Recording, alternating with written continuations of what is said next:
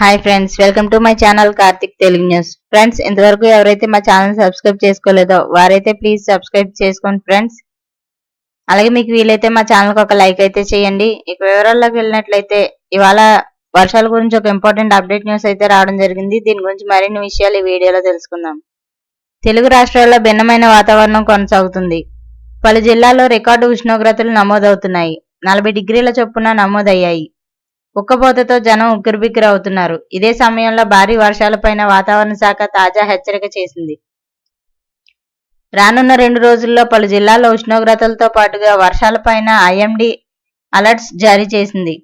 అదే సమయంలో ప్రస్తుత వాతావరణ పరిస్థితుల్లో జాగ్రత్తగా ఉండాలని సూచిస్తున్నారు. తూర్పు మధ్య బంగాళాఖాతంలో ఆదివారం ఏర్పడిన ఉపరితల ఆవర్తనం రానున్న మరో 2 రోజుల్లో మరింత బలపడే అవకాశం ఉందని నిపుణులు అంచనా వేస్తున్నారు.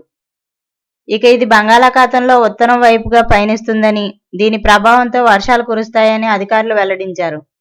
జూన్ 9 సోమవారం రాష్ట్రంలోని అన్ని జిల్లాల్లో మోస్తరు ఉరుములు మెరుపులతో పాటు గంటకు 30 నుంచి 40 కిలోమీటర్ల వేగంతో ఈదురుగాలులు వీచే అవకాశం ఉందని వాతావరణ శాఖ హెచ్చరించింది. కోస్తాంధ్రలో ఉక్కపోత తీవ్రత అధికంగా ఉండగా కర్నూలు, ప్రకాశం, బాపట్ల, నంద్యాల, కడప, అన్నమయ్య జిల్లాల్లో తేలికపాటి వర్షాలు కురుస్తున్నాయి. ఆదివారం రాష్ట్రంలోని పలు ప్రాంతాల్లో అధిక ఉష్ణోగ్రతలు నమోదయ్యాయి.